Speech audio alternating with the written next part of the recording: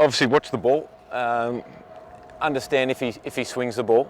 If he doesn't swing it, then you can generally look to line him up a little bit earlier.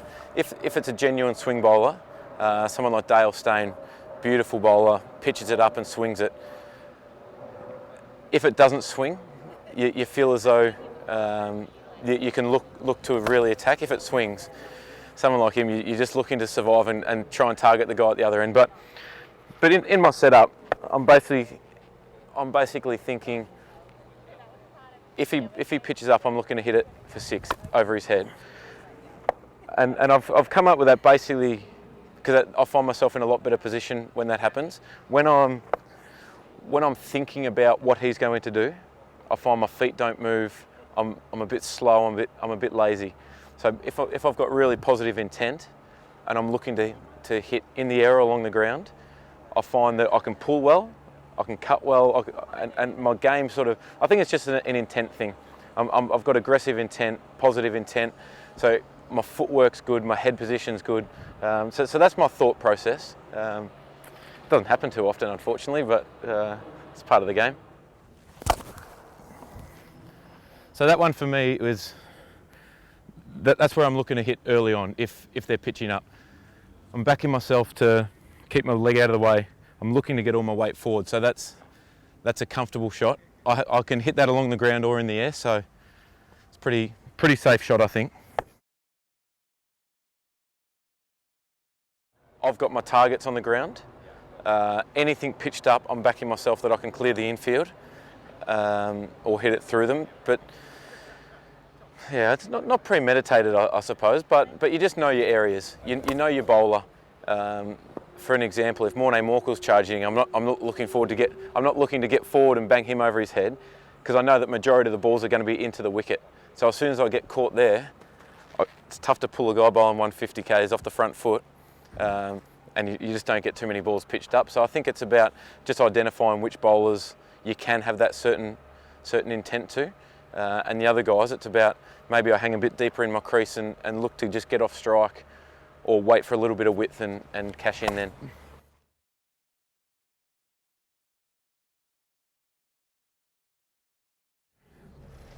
People go up and down in form and up and down through their emotions depending on how you're feeling for the day, and if you're under pressure, do you just lock in a little bit longer, or do you go harder? I've faced that battle a lot of times in 4-day cricket.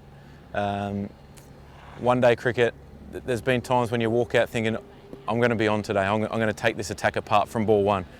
And you play and miss a couple of times, and all of a sudden that confidence is gone, and it's time to rebuild again. So I think that for me, it's about understanding my role in the team, that it is to get the team off to a bit of a flyer. With that risk comes higher reward, but it also, the risk is there to get out early and look like a fool sometimes. But I've come to deal with that. I've come to deal with it's okay to fail, it's okay to miss out, it's okay to make mistakes. I think as soon as you start to bat worrying about, gee, I need runs to stay in the team, 9 times out of 10 I think that guys will miss out because they've stopped doing what has made them good. They start questioning their instinct. So for me, if I'm getting a really good read on a bowler, on what patterns he's going through, I'm backing myself that I'll be able to score quite heavily in any kind of period. Sometimes you go through a 20-ball period where you don't score much, but then the next 10 balls you score 30. So it's all about managing your emotions on the day and not getting carried away. But I think it's understanding that you're going to fail sometimes, and don't get too down on yourself when you do, because I've been through all them processes, and it's pretty frustrating, and it's pretty. Just trying to think of the word. It just plays on your mind, and you don't play very well because you're worried about everything else. As soon as you understand that you're going to fail, Don Bradman failed, and he's the greatest of all time.